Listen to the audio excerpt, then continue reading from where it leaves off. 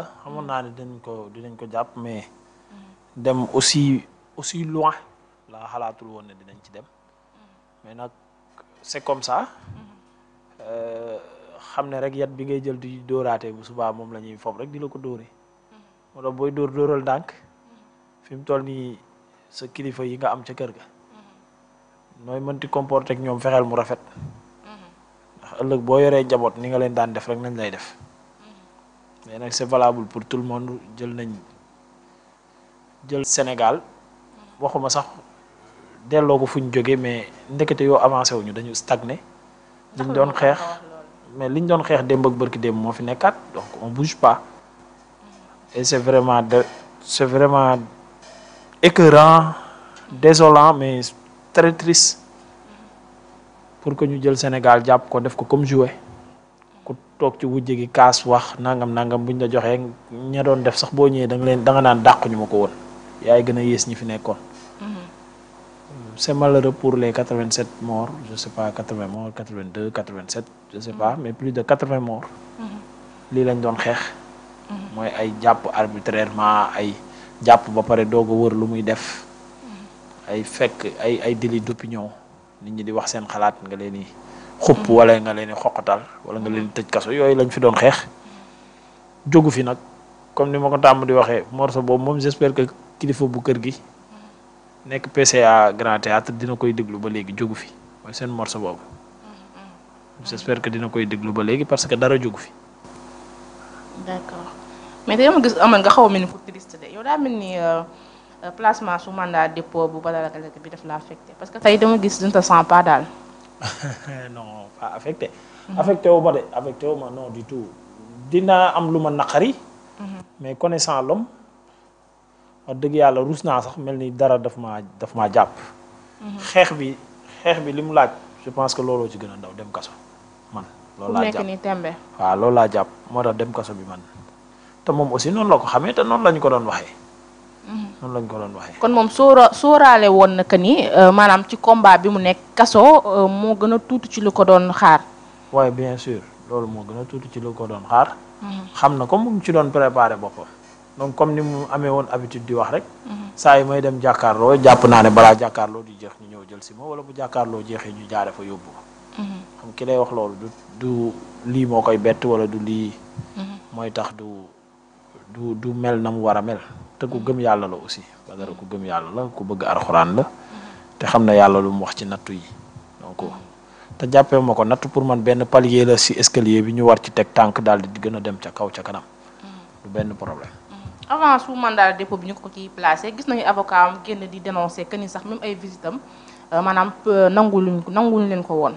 waaw avocat yi de loolu de xam nga teguñu ko fenn droit de l'homme yi nag ñu ngi fi yeneen couleurs yi ñu ngi fi du ñàkk peut-être ñu dénoncer ko mais en tout cas xañ ko li nga xam ne moom mooy les visites de ces avocats loolu du dëgg du yoon te c'est à dénoncer c'est à déplorer également xam nga mooy li ma njëkkee sànq rek mooy jógu fi.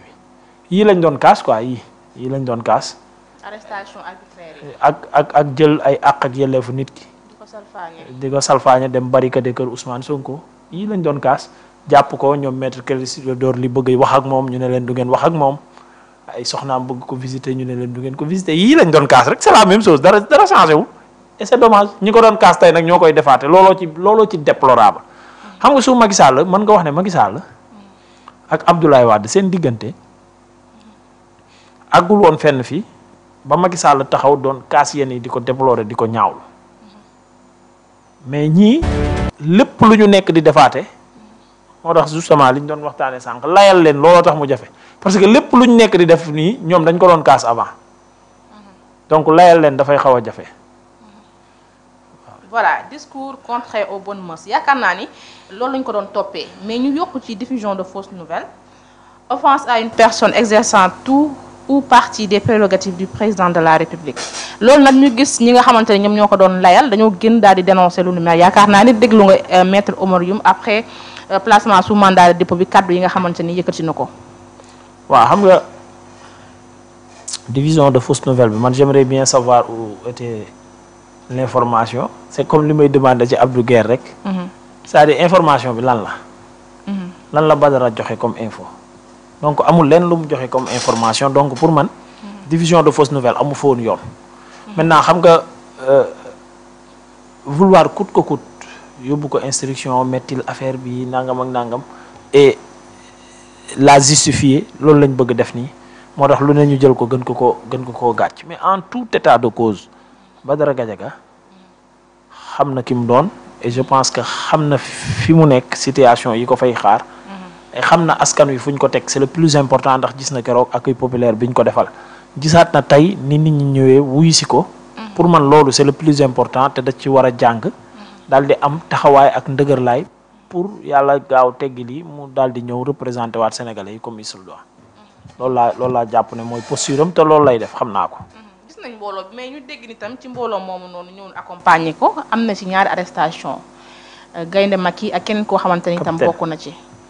waaw ñu koy mettitlu di leen masawu xamaguñu les tenants et les aboutissants dinaa fa jaar ci kanam pour xam ce qu'il en est réellement et jéem a xool ay avocats aussi yu mën a constitué wu pour taxawu leen mais maa ngi leen di masawu bu baax a baax di naxarlu li xew et di ñaan yàlla ñu attan ko espérons que d'ici 20 heures dinañ leen bàyyi comme keroog kaaw ñoom Ahmed Cissé ak Saa Wolof je pense que d'ici 20 heures dinañ leen bàyyi ou 22 heures l'essentiel mooy ñu relâché leen tey ñu delluwaat seen famille.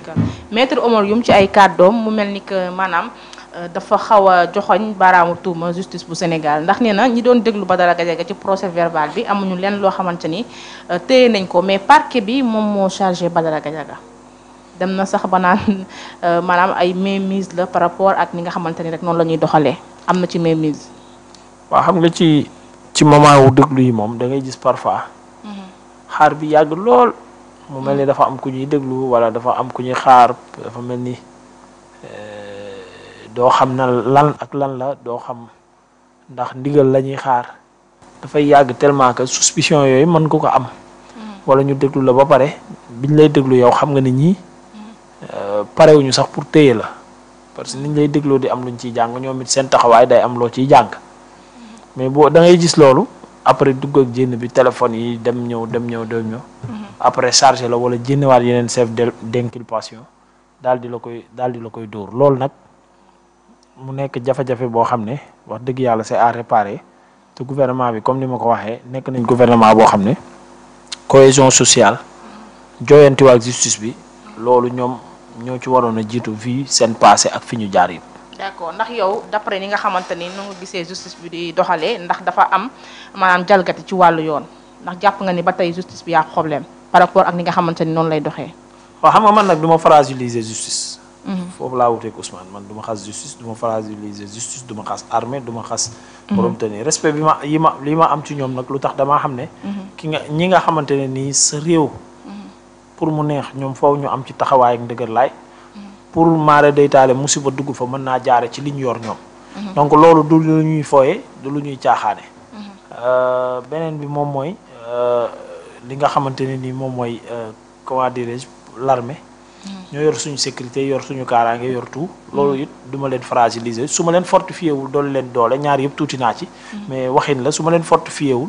du ma def loo xamante ni nit da leen di xarab wala da leen di xeeb mais en tout cas décision judiciaire. yàgg naa indi mbiicoo ak mbaaloo ñi ànd ci ñi bañ ci ànd mais li wérte wóor rek moom mooy képp ku ci àtte mu àtte ak aqulaay taalaam mais mu àtte pour l'intérêt de la nation sénégalaise pas muy àtte pour intérêt diw wala pour lu naqari diw waruñu def loolu. dossier bi nekk en instruction mais enquête yi li mu révélé wala coow li nekk de Ameth Ndoye ndax dañoo signalé que ni moom Badara Gadiaga 9 millions de francs CFA. diggante mai ba juin 2025 yi doon jaabante ci diggante compte Orange Money ak société bii di GSIE domicilié à la Banque Atlantique loolu tamit yéeme na de.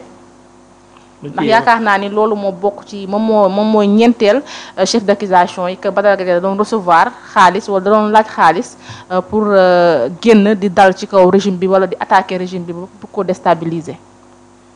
waaw est-ce que. def transfert d'argent transaction d'argent loi da koy tere léegi nee nañ ay financement la yuy Yu mu jógee jot. extérieur yoo xam ne ay nit yu bëgg a nërmeel réew mi wala naam la c'est 9 millions quoi 9 millions contre ay 1000 milliards plus de 1000 milliards yoo xamante ne ni defagum nañ ko det c'est-à-dire état bu defagum plus de 1000 milliards det ab nit bu leb 9 millions mën na koo nërmeel loolu laay laaj sànq ba léegi ndax mën na ko nërmeel loolu mënta ne donc baal leen ma il faut que ñu jéem a savoir raison garder ñu fexe ba nga xam ne justice bi dañ koy gën a kañal gën ko jokk wekk mais gën ko yëkkati te bañ koo dugal ci yoo xamante ne ay mbiri politique la te bu ëllëgee dafay def répercussion ci askan wi. mais gis nañ Ngoné Sall toog tey selon information yi nga xamante ni yéen a jot na ko ba joxe benn liste boo xamante ni les bénéficiaires de cet argent ku ci nekk ak somme bi nga xamante ni ñu la ko doon partagé via Wave wala Orange Money pour nga génn di dal ci kaw régime bi. te nee na lim ci yor as tuut la bu subaa dana àggali li nga xamante ni moom mooy boobule liste te li mu wax buñ ko weddee moom mu génnee maanaam ku nekk ci ñoom ku jot xaalis. weddi naa ko man ko jénne bul fàtte ne Ousmane waxoon nañu tamit ne rapport Mame Mbaye Niang bi dina ko publier fii ak fan keroog bi muy live ñu ngi koy xaar ba léegi ëpp na une semaine moom it nañ ko jénne na ko jénne xam nga nee naa la wax nii di sànni dafa c'est très facile ay daa am ku leen di jox ak daa am nangam mais kan la nañ tudd turam Ahmed Ndoye la Badara moo koy jox mais Ahmed Ndoye Badara moo koy jox nañ ko wax bu fekkee daa am loolu benn la beneen bi jox bi kon moo leen wax ne jox la pour yàq nit amul droit nitam sollicité ko mu may ko xaalis wala nit amul droit toog jékki-jékki yónnee papam wala yaayam jàppale ko yónnee ay magam jàppale leen loolu nit amul si droit wala bu fekkee loolu noonu dañ ma bëgg a gëmloo ne loolu mooy débat bi kon ñi doon Kopar Express moom lu ñu leen di wax lan lañ leen war a wax qu'ils arrêtent s'il vous plaît ñu dem xoole leneen te bàyyi seen caaxaan ñoom fii ba ren bi déwén doo gis dara chaque jour nag est-ce que loolu tam bokkul ci li gën a corsé dossier Badara Gadiaga bi mooy l'affaire des 9 millions yi nga xamante ni daf ko jot. waaw kan moo ko jox. ah mais foofu la ñu toll actuellement. waaw. kon yow gëmoo li nga xamante ne noonu lañu koy tuumaal daal nii dafa jot ay financement ci ay nit pour déstabiliser ce pays. mën na jëlee ci connaissant Badara Gadiaga. Badara du dox ci luy déstabiliser pays bi jamais. àdduna ak li ci biir jaralu ko jamais ay wax rek. kon looy wax ñii di wax di véhiculer yooyu la information ne gis nañu ay chroniqueurs yi toog ci plateau yi di véhiculer ne Badara Gadiaga du wax pour rien du tout lépp lu mu toog wax ci plateau bi maanaam ci luñ ko sant la ci lu muy recevoir la comme xaalis di bëgg a attaquer ce régime là. léegi kan moo koy fay. mais foofu la laaj bi toll Ahmed foofu la laaj bi toll ni tembe. nañ ko wax.